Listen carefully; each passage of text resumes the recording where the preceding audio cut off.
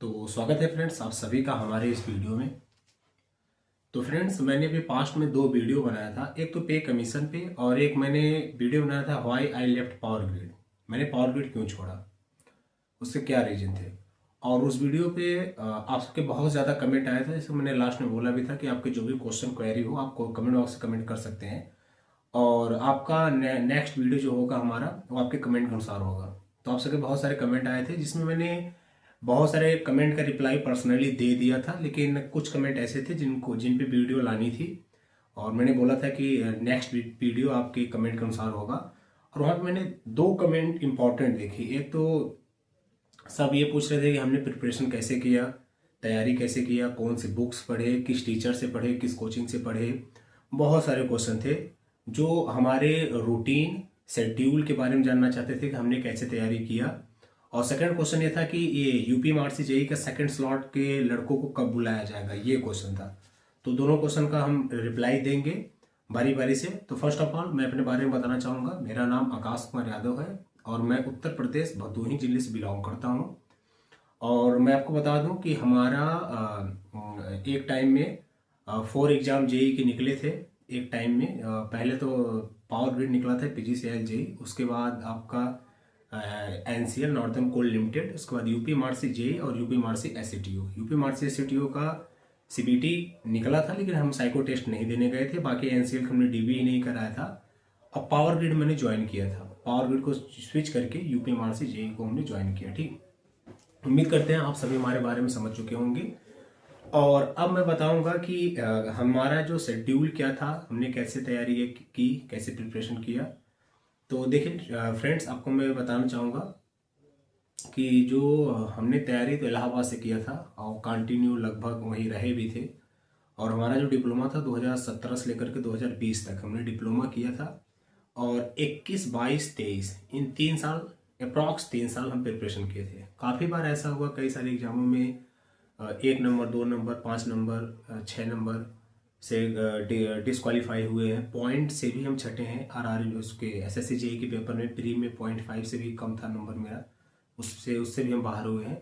पर उससे पहले ये वीडियो सिर्फ इसलिए बना रहे हैं कि अगर आप जेई की प्रिपरेशन कर रहे हैं और आप अगर बहुत ज़्यादा डीमोटिवेट हैं, प्रिपरेशन करते करते आपका कहीं सिलेक्शन नहीं हो रहा है, तो ये वीडियो सिर्फ स्पेशली आपके लिए है।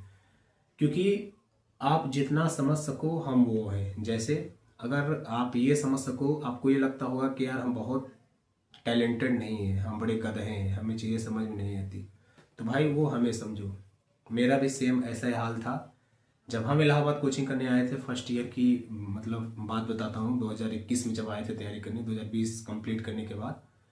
तो स्थिति ऐसी थी कि देखो, उससे पहले आपको मैं ये बता दूं कि मैं ये वीडियो थोड़ा सा लंबा जाएगा क्योंकि आप सभी को इंटरेस्ट था कमेंट के अनुसार। भी मैं कमेंट ही देख रहा था इसमें कि बहुत लोगों का इसमें कमेंट आया है। इसमें देखिए, वो शेड्यूल हमारा जानना चाहते थे, प्रिपरेशन कैसे किया हमारे बारे में जानना चाहते थे। तो इसीलिए हम ये वीडियो बना रहे हैं। तो थोड़ा सा लंबा जाएगा।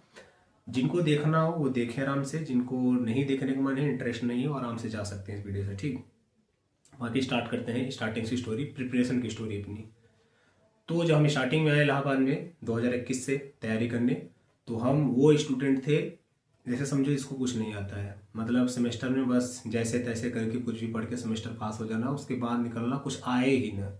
जनरेटर में अगर आप इलेक्ट्रिकल के स्टूडेंट हो तो समझ पाएंगे मेरी बातें। जनरेटर नाम सुनते बस हमको यही समझ में आता था, जनरेटर है मतलब मैकेनिकल पावर को इलेक्ट्रिकल पावर में चेंज कर देगा। और जनरेटर लोहे के फ्रेम के जैसा दिखता है, इसके अलावा में कुछ नहीं आता था। ऐसे ट्रांसफार्मर भी, ट्रांसफार्मर गाँव में जो हम देखे थे, लोहे सा डब्बा होता है और ये मतलब पावर को कुछ पता नहीं क्या स्टेप डाउन वगैरह करता है, इससे ज़्यादा कुछ नहीं। मतलब कुछ इसलिए बता रहे कि लेवल की पढ़ाई कुछ ऐसी ही थी। और इस लेवल का लड़का अगर जेई बन सकता है और 3-3, 4-4 एग्जाम क्रैक कर सकता है और बहुत सारे एग्जामों में छोटे छोटे नंबरों से 2-2, 3-3, 5-5 नंबर से छट सकता है, तो आप क्यों नहीं। ये वीडियो सिर्फ आपको मोटिवेट करने के लिए है। ठीक, तो 2021 में जो तैयारी करने आए तो कोचिंग हमने किया था प्रयागराज सलोरी में, एक्सीलेंट कोचिंग से। वहाँ पे हमने कोचिंग किया था। 2021-22 का बैच था हमारा। उसके बाद उसी बीच में कोरोना भी आया था। तो उस पीरियड में बहुत सारे हमने पेपर्स दिए थे। तो करीब स्टार्टिंग में क्या होता था, जितने जो भी पेपर देते थे सब में जैसे 200 का अगर पेपर है तो मेरे नंबर आते थे 70-80। हकीकत एकदम जेन्युइन बात बता रहे हैं आपको, 70-80 नंबर आते थे। और कट ऑफ जाते थे 140, 135, 140, 155।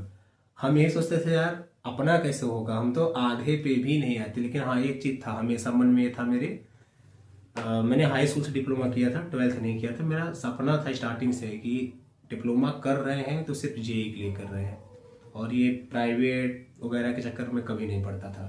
तो मेरे दिमाग में एकदम सेट था, भले 70 आ रहे हैं मुझे मतलब हमेशा मतलब बढ़ना ही है कंटिन्यू। और वैसा हुआ भी, भगवान ने भी साथ दिया, प्लस हमने भी पर्सनली मेहनत किया। हमने 60 60 70 नंबर से स्कोर लाना स्टार्ट किया, और 60 से फिर बढ़े 80, फिर बढ़े 90, फिर बढ़े 100, फिर बढ़े 105, फिर 110, 115, 120, ऐसे जाते जाते 130, 145, 155 इतना तक गया स्कोर।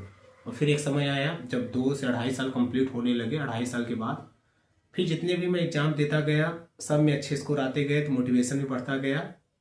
और जो मेरी मेहनत करने की कैपेसिटी थी वो भी बढ़ती गई, मेहनत भी कंटिन्यू करते गए, और एग्जाम में अच्छा परफॉर्म भी होने लगा। तो ये एक टाइम आने के बाद ये लगने लगा नहीं मैं अब कर जाऊंगा, मतलब पीछे नहीं देखना है। तो लास्ट में हुआ भी ऐसा। लास्ट में मतलब ऐसा हुआ कि एक समय आया कि बहुत ज़्यादा डीमोटिवेट हो गए। मतलब एक समय आया कि कई एग्जामों में से छटने लगे, 2-2 नंबर, 1-1 नंबर, 3-3 नंबर। फिर ये लगा कि यार कैसे होगा कैसे होगा, मतलब बहुत ज़्यादा डीमोटिवेट।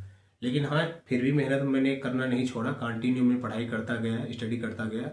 और एक टाइम बाद सारे करीब 2024 का जब स्टार्टिंग था, 2024 के एंड में, मतलब 2024 का जब स्टार्टिंग था जनवरी फरवरी मार्च, उसके बीच में मैंने जितने भी पेपर दिए, ये एनसीएल, यूपी मार्क्सिट दोनों पेपर, पावर ग्रिड, एसएससी में भी अच्छा स्कोर आया था, ये सारे पेपर मतलब निकले। और आपको बता दूं हमारा आईबी जियो में हुआ था, और उसमें हम इंटरव्यू देने गए थे, उसके बाद लास्ट में बाहर हो गए थे। उसके पहले पीएसएफ जेई में भी हुआ था, जहाँ पे हमने रनिंग वगैरह सब क्वालिफाई कर लिया था, लास्ट मेरिट में वहाँ पे भी बाहर हो गए थे। एसएससी में 0.5 से प्री में बाहर हुए थे, 130.5 नंबर आया था, और 131 नंबर कट ऑफ गया था।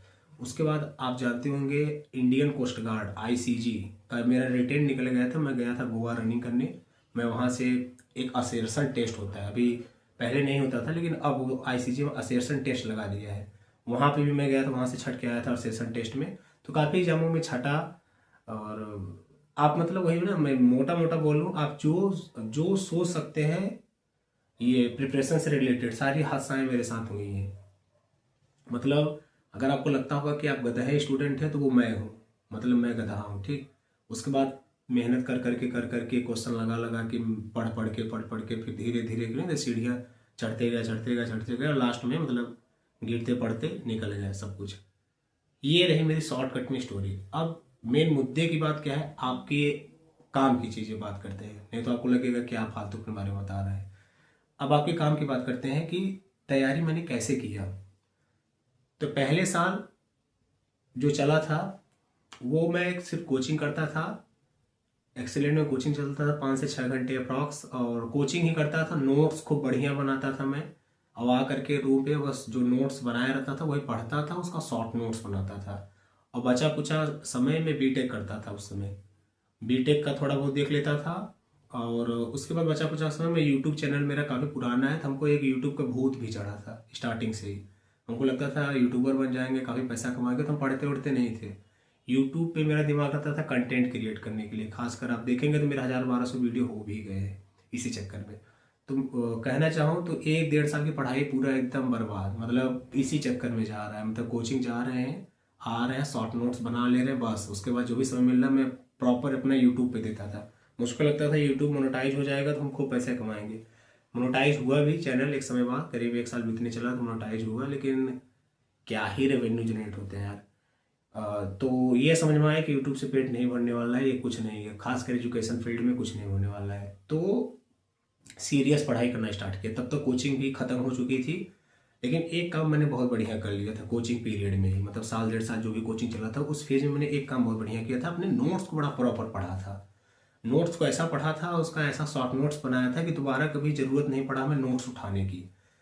फिर मैं असली पढ़ाई हमारा साल से 1.5 साल बाद होना स्टार्ट हुआ। हुआ कैसे, जब साल 1.5 साल बीत गए तब मुझे लगा यार अब मुझे क्वेश्चन प्रैक्टिस करनी चाहिए। तो मैं यूट्यूब और दुनिया भर की जो ताम झाम है इन सारी चीज़ों पे कम ध्यान दे करके यूट्यूब क्वेश्चन प्रैक्टिस की तरफ मूव ऑन किया। तो फर्स्ट ऑफ ऑल जो मैंने, अब देखिए यहाँ से आपके एकदम पॉइंट की काम की बातें हो रही है, इसको गौर से सुनिएगा। उसके पहले सब बकवास बातें थी, वो हमारी स्टोरी थी, आपको कोई फायदा नहीं होने वाला, लेकिन यहाँ से मे भी आपको कुछ फायदा हो जाए जो आपके क्वेश्चन थे, ठीक। उसके बाद क्या हुआ कि हमको लगा यार क्वेश्चन प्रैक्टिस करनी चाहिए, उसके साथ साथ अपना नोट्स वगैरह जो भी हैं ये सब डिवीजन करते रहना चाहिए। तो हमने पहले यूथ उठाया, volume first and second. Volume first second करीब मैं 2 से 3 महीने लगा डाला पूरा क्वेश्चन। 200 मेरा टारगेट रहता था कि 150 से 200 क्वेश्चन हमें रोज देखने हैं, ठीक। उसके बाद उसके पैरेलल में अपना मैं शॉर्ट नोट्स पढ़ता था। उसके बाद ऐसे करता गया, वैल्यूम फर्स्ट सेकंड खत्म हो गया यूथ का।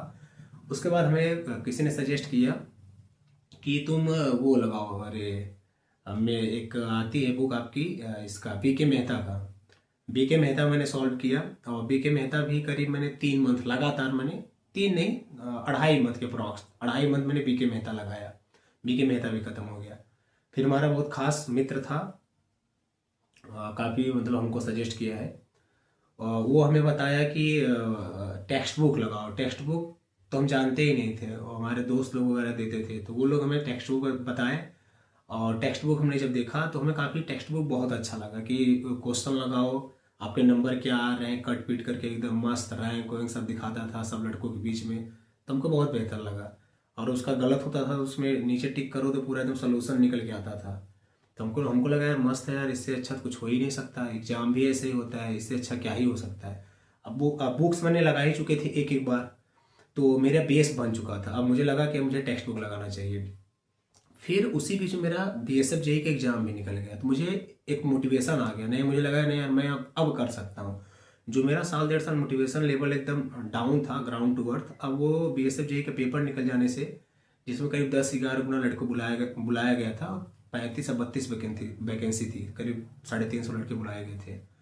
तो उसका जब पेपर निकला तो मुझे लगा नहीं यार मैं भी कुछ कर सकता हूँ, कोई वैकेंसी है जिसमें मैं भी उखाड़ सकता हूँ, शायद मेरे लिए भी कोई वैकेंसी बनी है। मतलब इतना ज़्यादा ग्राउंड ग्राउंड मतलब यार जिसके 60-70 नंबर आते हो उसका मोटिवेशन तो आप समझ ही सकते हो। कहाँ लड़के अपनी क्लास के 130-135 प्लस ला रहे हैं और तुम्हारे स्कोर आ रहे हैं 60-70, तो लेवल तो तुम समझ ही सकते हो कि कहाँ जमीन के अंदर चला जाता है, ठीक है। तो अपने को तो यही लगता था यार बस ये था कि जेई तो बढ़ना है, मतलब इस चीज़ को एकदम दिमाग में सेट था।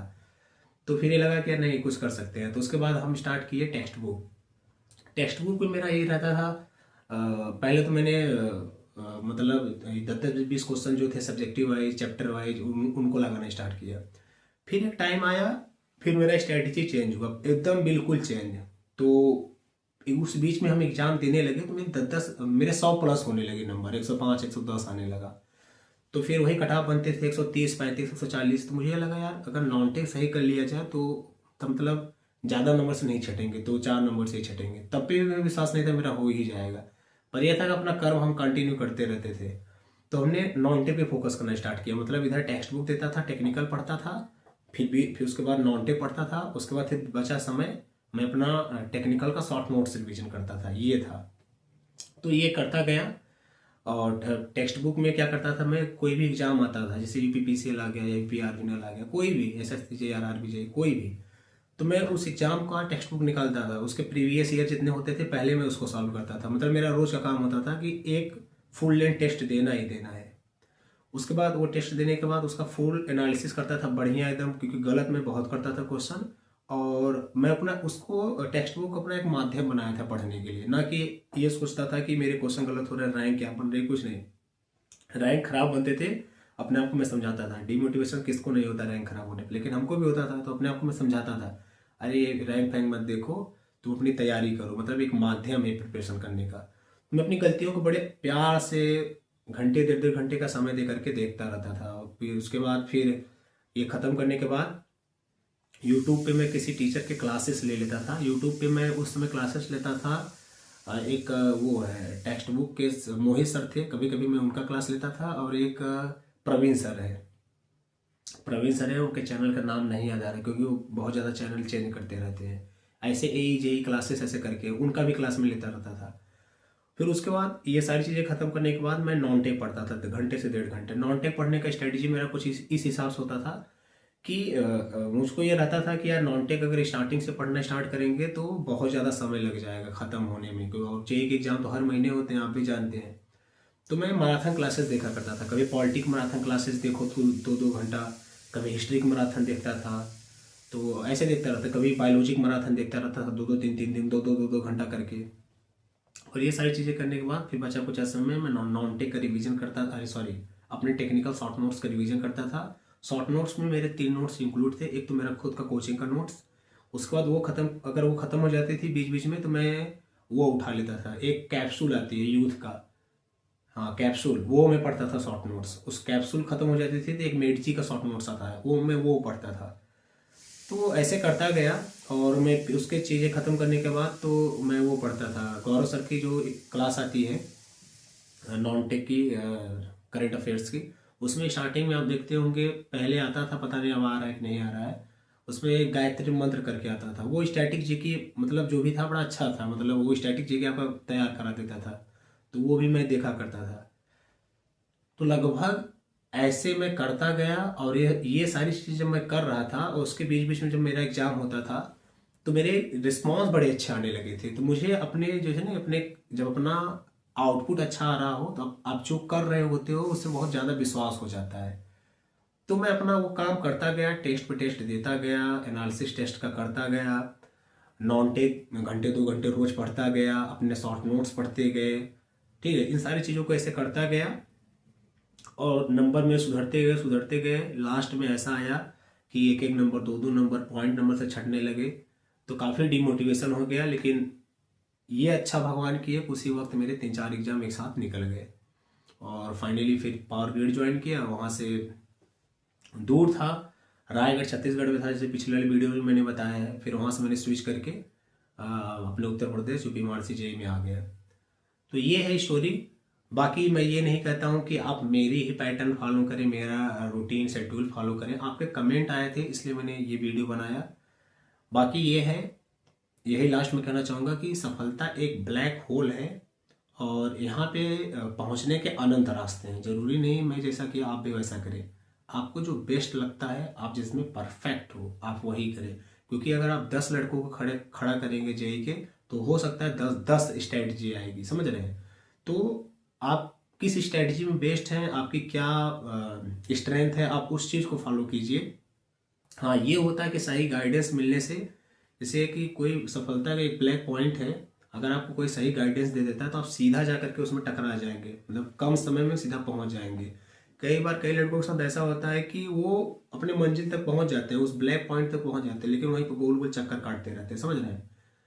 तो ये प्रॉब्लम होती है, उनको ज़्यादा समय लगता है। लेकिन यही ना, जितने लड़के दृढ़ निश्चय कर लिए हैं कि नहीं हमको करना ही करना, इनके दिमाग में सेट है, तो उनको कोई रोक नहीं सकता है। वो अपनी सारी कमियां खामियां खुद से समझ जाएंगे और अपनी पढ़ाई भी खुद से कर लेंगे, सब के सब। तो यही सारी हमारी स्टोरी थी। और अगर आपको इसके अलावा भी कुछ चीज़ें पूछनी हो तो भी पूछ सकते हैं। और लास्ट में हाँ, सेकंड स्लॉट यूपी मार्सी, सेकंड स्लॉट जेई, जो भी क्वेश्चन आ रहे थे, जो भी हमारे दोस्त थे बहुत ज़्यादा परेशान हैं। तो देखिए फ्रेंड्स, आपको सभी को ये बताना चाहूँगा कि यूपी मार्सी का हमेशा से ये सिनेरियो रहा है कि यहाँ पे लोग क्या करते हैं कि जितनी ज़रूरत होती है उतनी सीटों को ही लोग बुलाते हैं, हमेशा से रहा है। अभी 2021 के सिविल जेई को इन्होंने अब बुलाया है और वेटिंग भी क्लियर की है, क्योंकि अब इनको सिविल जेई की ज़रूरत पड़ी है और इस बार वैकेंसी आई नहीं थी। तो आप लोग को ये तो है, आप लोग को तो बुलाया पक्का जाएगा, ये तो मत सोचिए कि बुलाया ना जाएगा फिर धांधली हो जाएगा, ऐसा कुछ नहीं होने वाला है। बुलाया कंफर्म जाएगा और ये कोई सॉलिड चीज़ नहीं बता सकता है कि कब बुलाया जाएगा। क्योंकि सच कहें तो यहाँ किसी भी एम्प्लॉय को या फिर जो भी यहाँ पे हम लोग स्टूडेंट ज्वाइन किए हैं, किसी को ये सब खबर नहीं होती है। 4 डिपार्टमेंट की चीज़ें रिक्रूटमेंट टीम ही जानती है कि कब क्या किया जाएगा।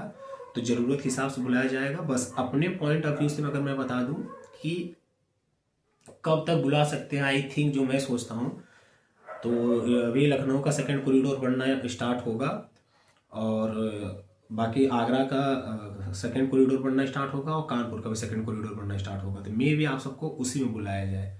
तो उम्मीद है कि समय लग सकता है, लेकिन हाँ आप ये मत सोचिए कि आपको बुलाया ही नहीं जाएगा। तो देखिए फ्रेंड्स, हमारा यही रिप्लाई है आप सबके लिए। कुछ खास ऐसा मैं नहीं बता रहा हूँ कि जिससे आप संतुष्ट हो जाएं, क्योंकि ये वही रिप्लाई है जो आपको कोई मतलब नहीं होता बताने का। अगर कुछ ऐसा होता तो मैं कमेंट बॉक्स में ही बता देता। रियलिटी यही है कि जितनी ज़रूरत होती है वो लोग उतना बुलाते रहते हैं अपने हिसाब से, और किसी भी एम्प्लॉय को इन सब चीज़ों का आइडिया नहीं होता है। अब हमारी बातों पर ना विश्वास करें तो आपके और भी कोई फ्रेंड्स होंगे यहाँ पे, आप उनसे पूछ लीजिएगा। अगर वो सच बताएंगे तो यही बात हमारी बताएंगे, ठीक। और दोस्तों, जाते जाते मैं आप सभी को एक बातें और बता देना चाहता हूँ कि आप 888 का रूल सुने होंगे। जो लड़के जानते होंगे वो ठीक है, जो नहीं जानते होंगे मैं बता देता हूँ। 888 का रूल फॉलो कीजिए, वो मेरे हिसाब से बहुत बेस्ट रूल है, जहां तक मैं समझता हूँ, मुझे जहां तक समझ में आया है। 888 का मतलब ये होता है, आपको एक्सप्लेन कर दूं, 8 घंटे आपको सोना है, 8 घंटे आपका पर्टिकुलर आपको काम करना है। अगर आप स्टडी कर रहे हैं तो आपको स्टडी 8 घंटे करना है। अगर आपको ड्यूटी करते हैं तो ड्यूटी 8 घंटे करना है। और 8 घंटे जो बचता है रिमेनिंग, उससे आपको ऑल एक्टिविटी करना है, जैसे नहाना, खाना, किसी दोस्त से बात करना, यूट्यूब पे मस्ती करना, कुछ भी एक्स्ट्रा एक्टिविटी। ये रूल जरूर अप्लाई करें। और लास्ट में आपको और मोटिवेट करने के लिए एक और मैं अपनी बात बता देना चाहता हूँ। मैं ऐसा कुछ नहीं कि मैं बहुत बड़ा हीरो हूँ या फिर मैं बहुत तेज मार खाऊं हूँ, मैं जेई हो गया हूँ, ऐसा कुछ नहीं है भाई। मैं एकदम नीचे से बस मेहनत करते करते बस जेई का एग्ज़ाम निकल गया और जेई हो गया। बाकी मैं अप्रॉक्स 35 से 40 जेई के एग्ज़ाम दिया था जहाँ पे मेरे सिलेक्शन नहीं हुए थे। तो अगर आपके सिलेक्शन 10-12 एग्ज़ाम दिए हैं जेई के नहीं होते तो कोई घबराने वाली बात नहीं है, क्योंकि जेई की बहुत कम सीटें आती हैं। 10-10, 12-12, 15-15, 20-20, 25, 30, 50, 60 यही पोस्टें आती हैं। इसमें आप अगर अपने कास्ट वाइज देखेंगे तो 10-15, 5-6 सीटें मिलती हैं। तो कोई दिक्कत वाली बात नहीं है। अगर आप 20-25-30 एग्जामों में फेल होते हैं तो भी दिक्कत वाली बात नहीं है। हम ऑलरेडी आप सबके सामने 30 से 35 जेई के एग्जाम दे चुके होंगे, 21, 22, 23, 3 सालों को मिलाकर। क्योंकि आप सभी जानते हैं हर महीने कुछ ना कुछ इतने सारे पीएसयू हैं, इतने सारे ऑर्गेनाइजेशन हैं, 10-15 जेई आते रहते थे। तो बहुत सारे एग्जाम नहीं निकले हैं। लास्ट में बस मेहनत करता गया। रुकना नहीं है आप सभी को, एकदम मोटिवेशन के साथ मेहनत करते रहना है। तो अपनी कमियों को समझना है, पहचानना है और कमियों को हमेशा दूर करते हुए चलना है। और दुनिया भर के इंटरप्शन से दूर रहना है, कोशिश यही करना। जैसे मैं हिंट दे दूं, मैं कहना क्या चाहता हूं, अगर आप बॉय हैं तो गर्ल की सारी समस्याओं से कोशिश करें दूर रहें। अगर आप गर्ल हैं तो बॉय के सारे समस्याओं से दूर रहें। हम ये नहीं कहते वो सारी चीज़ें मत करो। अगर आपको सब कुछ परफेक्टली चल रहा है, आप बहुत खुश हैं और चीज़ें भी सही चल रही हैं, डिस्टर्बेंस नहीं है, तो आप प्यार से कीजिए। लेकिन आपको समझ में आ रहा है कि आपके उस चीज़ से आपका मेन काम डिस्टर्ब हो रहा है, तो भाई मैं तो कहूँगा थोड़ी सी समझदारी, थोड़ी सी चालाकी और थोड़ी सी सेल्फनेस दिखाइए और अपने कैरियर पर ध्यान दीजिए, वो इम्पोर्टेंट है। मैं जो कहना चाहता हूँ आप बहुत अच्छे से समझ रहे होंगे, आई थिंक। बाकी फिर मिलते हैं नेक्स्ट वीडियो में। Thanks for watching this video, see you next time. Thank you friends.